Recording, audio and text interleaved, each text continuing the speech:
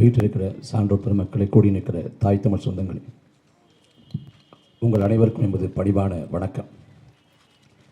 ராஜீவ்காந்தி கொலை வழக்கில் சிக்குண்ட 7 தமிழர்களும் விடுவிக்கப்பட்டு விட்டார்கள். விடுவிக்கப்பட்டு கடந்து விட்டோம் என்று உலகமும் நம்பிக்கொண்டிருக்கிறது. அதில் அண்ணன் பேரிவாளன், அண்ணன் ரவிச்சந்திரன், அக்கா நளினி ஆகிய மூவரும் தமிழ்நாட்டைச் சேர்ந்த தமிழர்கள் என்பதால்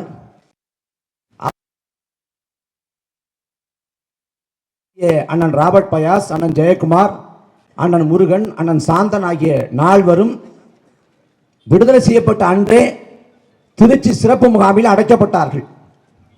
வெளி உலகத்தை பொறுத்தவரை சிறப்பு முகாம் என்றவுடன் சிறப்பாக கவனிப்பார்கள், வசதிகள் இருக்கும் போல என்று நினைக்கலாம். ஆனால் உண்மையில் சொல்ல போனால் அது இன்னொரு சிறை, கொடுஞ்சிறை. அண்ணன் பயாஸ் அவர்களை பார்க்க போனப்ப அவர் சொன்னது, எதுக்கு கொண்டாந்து இங்க போட்டீங்க, எங்களை இதுக்கு புலல்ல இருந்திருப்போமேன்னு கேட்டார். அந்த அளவுக்கு சிறப்பு முகாமில் போட்டு அந்த அளவுக்கு ஏறக்குறைய 8 மாத காலம் வரைக்கும் அலுவலக அறையிலே தங்க வைக்கப்பட்டார். அவருக்கு இப்போ வரைக்கும் நடைபயிற்சி செய்ய இல்லை உடற்பயிற்சி செய்வதற்கு அனுமதி இல்லை. தமிழ்நாட்டின் முதலமைச்சர் ஐயா ஸ்டாலின் அவர்களுக்கு 5 முறை கடிதம் அனுப்பிட்டார். 4 முறை இன்றோடு சேர்த்து 4 முறை உண்ணாநிலை போராட்டம், தற்போதைய போராட்டம் 4ஆம் நாளாக நான் பயாஸ் இருக்காரு, அந்த பக்கம் அண்ணன் முருகன் இருக்காங்க. ஆனால் இந்த போராட்டங்களுக்கு எந்த சிந்திச்சு பாருங்களேன். அண்ணன் பயாஸ் எழுதின கடிதத்தில், இந்த 4 கடிதத்திலையும் எடுத்து நீங்க படிச்சு பார்த்தீங்கன்னா ஒரு வார்த்தை இருக்கும், நாங்க வானத்தையே பார்க்கல அப்படின்னு. சிறையை பொறுத்த வரைக்கும் 5:30 மணிக்கு பூட்டிடுவாங்க, 6 மணிக்கெல்லாம் உள்ளதா இருக்கணும். அப்ப அவங்க வானத்தை, நட்சத்திரத்தை, நிலாவை அப்ப அவர் 3 கடிதம் 4 கடிதம் நான் நட்சத்திரத்தை. அப்ப நம்ம விடுதலை பெற்றுட்டோம், இனி வானத்தை பார்க்கலாம், நிலாவை பார்க்கலாம், வெளி உலக பார்க்கலாம் என்று நம்பிக்கொண்டவரை ஏமாற்றி வைத்திருக்கிறது. நினைச்சா என்ன பண்ணிருக்கலாம், நீ சிறப்பு முகாம் இல்லாம நீ கண்காணிப்போடு கூடிய ஒரு நல்ல அறை கொடுத்து, நல்ல வீடு கொடுத்து தங்க வச்சுக்கலாம். ஆனா அதை செய்யாம விட்டு சிறப்பு முகாம் அடைக்குது. ஆனால் பயாஸ் அவர்களுக்கு சுவாச கோளாறு பிரச்சனை ஏற்படுது, உடல் எடை கூடுது, மன அழுத்தம் அதிகமாகுது. அவர் பல முறை கேட்கிறாருங்க, எனக்கு நடைபயிற்சி செய்ய அனுமதி கொடுக்கடான்னு. விடுதலைக்கு போராடுகிற அவரை விடுதலை விட்டுட்டு அடிப்படை உரிமைகளுக்கு போராட சொல்லுது இந்த அரசு. அடிப்படை உரிமை நடைபெற செய்ய எனக்கு ரத்த அழுத்தம் அதிகமாகுது, உடல் அதிகமாகுது சொல்லி அவ்வளவு போராடுறாரு. செந்தில் பாலாஜி நாட்டில் ஊழல் பெருச்சாலை செந்தில் பாலாஜிக்கு அவ்வளவு போராடுற பெருமக்கள், அவரை காப்பாற்ற துடிக்கிற பெருமக்கள், சிறைக்குள்ள வைத்து சொகுசு வாழ்க்கையை அனுபவிக்க வைக்கிற பெருமக்கள், எங்கள் அண்ணன்களை அந்த பாடுபடுத்துறீங்க. 4 பேர்ல அண்ணன் ஜெயக்குமாருக்கு 61 வயசு ஆகுது. ஒரு 5 நிமிஷம் 10 நிமிஷம் அவர்கிட்ட பேசுனீங்கன்னா அவர் குழந்தைன்னு தெரிஞ்சிடும். வெகுளி குழந்தை உலகமே தெரியாது, அப்பாவி. ஆனா அவரையும் போட்டு படாத பாடுபடுத்துறாங்க. கண் பார்வை பிரச்சனை வருது, கண் பார்வைக்கு சிகிச்சை பண்ண போனா அதிகாரிகள் அவசரம் போட்டு நெருக்கடி கொடுத்து கண் பார்வையில் சிக்கல். இந்த பக்கம் அண்ணன் சாந்தனுக்கு பிரச்சனை. இப்ப 32 ஆண்டுகளாக அவங்க கஷ்டப்பட்டு போராடி விடுதலை பெற்றாங்கன்னு பார்த்தா விடுதலை பெறல, இன்னொரு சிறைக்கு இடமாற்றம் செய்யப்பட்டிருக்காங்க. இப்ப அண்ணன் பயாஸ் அவர்கள் வைக்கிற கோரிக்கை என்னன்னா, உடனடியாக அவங்க இலங்கை அந்த தூதரத்துக்கு அழைச்சு போய் கடவுச்சீட்டு ஏற்பாடு செய்து கொடுத்து அவங்களை வெளிநாட்டுக்கு விரும்புகிற நாட்டுக்கு அனுப்பி வைக்கணும். அண்ணன் சாந்தன் ஈழத்துக்கு போக விரும்புறாங்க, அங்க அம்மா இருக்காங்க, 32 ஆண்டா இருக்கிறாங்க. எவ்வளவு கொடுமை பாருங்க. அந்த தாய் உயிரை கையில பிடிச்சிட்டு இருக்கா, என் மகனை பாத்திரணும், என் கையால அவருக்கு ஒரு வாரம் சமைச்சு கொடுத்துடணும் அப்படின்னு கையை பிடிச்சிட்டு இருக்கேன். அதே போல அண்ணன் பயாஸ் அண்ணன் பிரிஞ்சு அவங்க அம்மா அண்ணன் பயாஸ் அண்ணனை பொறுத்த வரைக்கும் அண்ணி கர்ப்பமா இருக்கிறப்ப, பிரேமா அண்ணி கர்ப்பமா இருக்கிறப்ப அவர் வர்றாரு. இன்னைக்கு பயாசனோட மகன் தமிழ்கோ வந்து அவர் வளர்ந்து, என்னை விட ஒரு வயசு கூட அவருக்கு வளர்ந்து பெரிய ஆளாகி, அவர் திருமணமாகி அவருக்கு குழந்தை பிறந்து பேரன் எடுத்துட்டார், பேரன் பிறந்துட்டான். ஆனா இன்னைக்கு வரைக்கும் பயாசனை திரும்ப முடியல, பயாசனோட அம்மாவை பார்க்க முடியல. அன்பான சொந்தங்களை சிந்திச்சு பாருங்க, எத்தனை நாள் கனவு வந்திருக்கும், நம்ம விடுதலை பெற்றுட்டோம், நம்ம உறவுகளோட வாழ போறோம் அப்படின்னு கனவு வந்திருக்கும்.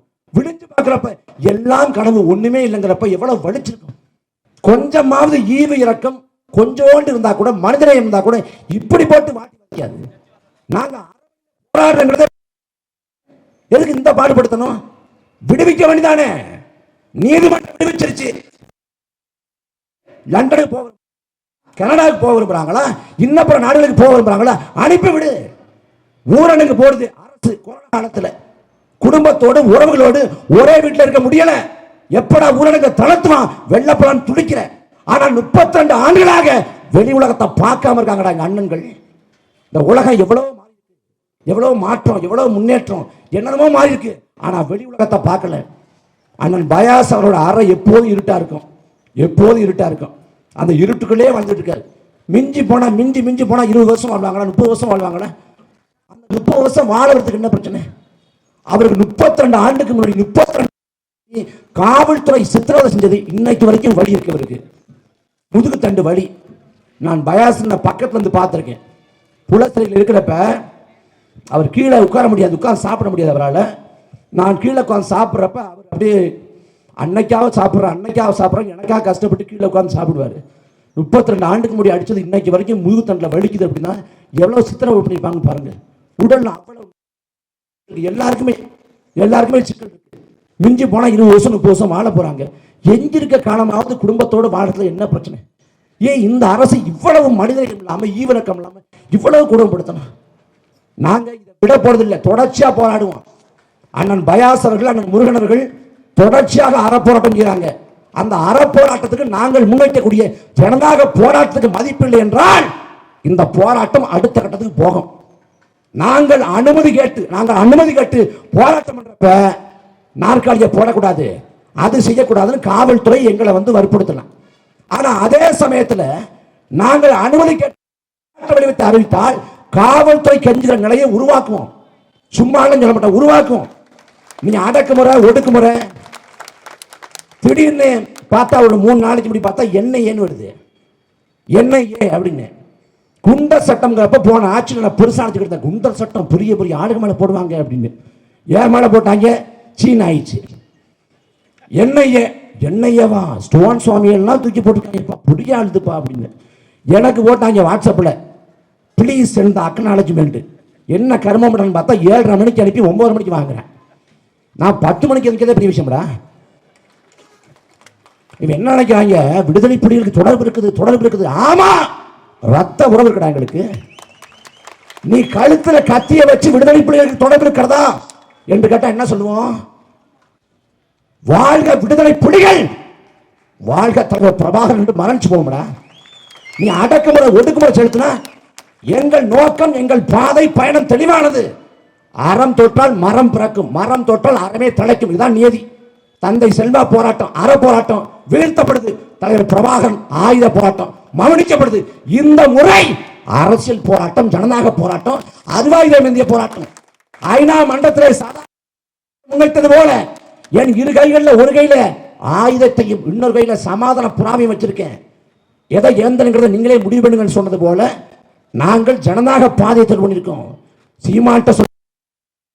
சீமான நம்பித்தான் விட்டு போறோம் சொல்லுங்கிற வார்த்தையில் அடுத்த கட்ட விடுதலை போருக்கான பிரகடனம் செய்யப்பட்டது. இது அரசியல் போராட்டம்.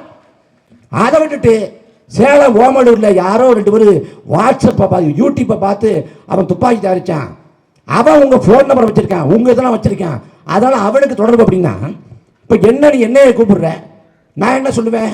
ஒருவேளை இப்படி சொல்றேன் வச்சுக்கோமே, எனக்கு ஒன்றும் தெரியாது சாமி, எனக்கு பாஸ் அண்ணாமலை தான், தொழில் கற்றுக் கொடுத்த பாசே அண்ணாமலை, அப்புறம் அமர் பிரசாத் ரெட்டி, அண்ணன் கரு நாகராஜ், இவங்க தான். அவங்கள விசாரிங்க, எனக்கு ஒன்றும் தெரியாது. அன்னைக்கு வந்த லட்சமா கோடிக்கணக்காக வந்த பணத்தை அப்புறம் கொடுத்துட்டோம். அந்த பணத்துல தான் அவங்க பேரணி நடத்துறாங்க. அதெல்லாம் அங்க விசாரிச்சுவாங்க. நான் இன்னசென்ட், ஆயோ அப்பாவின்ட்டுவேன். என்ன பண்ணுவேன்? ஏண்டா அந்த அலைபேசியில் எங்க நம்பர் இருக்குங்கிற, அண்ணாமலை நம்பர் இருந்தா அண்ணாமலை விட்டு போடுவியா? பொன்ராகஸ் நம்பர் இருந்தா பொன்ராகஸ் விட்டு போடுவியா? நீ என்ன பண்ற? எங்களுக்கு சிறைங்கிறப்ப பெருசா தெரிஞ்சு, இப்ப சப்பை ஆயிடுச்சு. என்னங்கிறப்ப பெருசா தெரிஞ்சு சப்பை ஆயிடுச்சு. நீ என்ன நினைச்சிட்டு இருக்க? நாங்கள் ஆச்சரியத்தை பிடித்து சுகபோகமா வாழணுன்றதுக்காக அந்த வளர்ச்சி நினைக்கிறியா? எங்கள் சாவு அர்த்தப்படணும், எங்கள் சாவு இனத்துக்காக போக நினைக்கிறோம். சும்மா உணர்ச்சி பட்டு பேசல, உளப்பூர்வம் பேசுறோம். நீ இந்த அடக்குமுறை ஒடுக்குமுறை என்ன வேணாலும் பண்ணு, மக்கள் எங்க பக்கம் நிற்பான். எங்களுக்கு சாதாரண விட்டா கூட நாங்கள் கொஞ்சம் அப்படியே சுணங்கி வேலை செய்வோம். நீ அடக்க போற என்னன்னா பல மடங்கு விரியத்தில் வேலை செய்வோம், கொலவரி கொண்டு வேலை செய்வோம். புதுசா விடுதலை புலிகளை வந்து ஆதரிக்கிறாங்க, விடுதலை புலிகள் வந்து பாருங்க படத்தை வச்சிருக்காங்க அப்படின்னு. என்னடா என்னைய கூட தூங்கிட்டு இருக்குதா? 14 ஆண்டுகளாக தமிழ்நாடு முழுக்க தலைவர் பிரபாகரை கொண்டு போய் சேர்த்திருக்கோம். எங்கள் இல்லங்கள்ல உள்ளங்கள்ல எங்கும் தான் இருக்காரு. எங்கும் பிரபாகரன் மயம்தான். பிரபாகரன் இல்லாத எதுவும் இல்லை. பிரபாகரனை கொண்டாடக்கூடாது. அருணாச்சல பிரதேசத்துல அங்க வந்து ஆக்கிரமிக்கிறான் சீனாக்காரன், அவனை பிடிக்க துப்பு இல்லை. மணிப்பூர்ல பாலியன் குடும்பம் வன்முறை பண்றான், அவனை பிடிக்க துப்பு இல்லை. இந்த கிளம்பி வந்துட்டாங்க. இந்த வடிவேல் நகைச்சுவரும்ல, இந்த இலையில வந்து ஒரு கோழி சித்து எடுக்க உனக்கு கண்ணுக்கு தெரியல, முட்டை சித்து எடுக்க கண்ணுக்கு தெரியல, இங்க ஈ சித்து கிடந்தா மட்டும் கண்ணுக்கு தெரியலங்கிற மாதிரி வேலையற்ற வேலை பார்க்குறாங்க, வேலையற்ற வேலை. இதுல இந்த சிறப்பு முகாமில் சித்திரப்படக்கூடிய நமது அண்ணன்மார்கள் விடுவிக்கப்படணும். அதுவும் இங்க அதிகாரிகள் இருக்காங்க பாருங்க, அதிகாரிகள் கொடுக்குற சம்பளத்துக்கு வேலை பார்க்க மாட்டாங்க. இங்க வட்டாட்சியர் நினைக்கிற சீனிவாசன் ஐயா இருக்காரு, நல்ல மனுஷன். என்ன லஞ்சம் மட்டும் வாங்குவார், நல்ல மனுஷன். மற்றபடி ஆட்டை போட்டுருவாரு, ஒரு வேலையும் செய்ய மாட்டாரு, நல்ல மனுஷன். அவரு பயாசன் என்ன முருகன் என்ன சாந்தன் என்ன பார்க்க போனா கெடுபடி பண்றது பார்க்க முடியாது. ரத்த சொந்தம் வேணும் அப்படின்னு. ரத்த சொந்தம் தாண்டா கீரி பாக்குறியா? எதுக்கு இந்த வேலை? நாங்கள் ஜனநாயக நினைக்கிறோம். ஜனநாயக எங்கள் அண்ணன்களை நாங்க ஒரு புரிதல் இருக்கோம். பொது வாழ்க்கை வந்துட்டா சகிப்புத்தன்மை அவசியம். கடும் அடக்குமுறையோ கொடும் அவதூறு பரப்பு எதுவாகியும் எதிர்கொள்ளணும். அந்த வகையில் பிரபாகரன் பிள்ளைகள் நாங்கள். எங்கள் தலைவர் பிரபாகரன் போய்த்தது போல சத்தியம் நமக்கு சாட்சியாக இருக்கிறது, வரலாறு நமக்கு வழிகாட்டியாக இருக்கிறது. நாம் துணிந்து போராடுவோம் என்று சொன்னது போல நாங்கள் துணிந்து போராடுவோம்.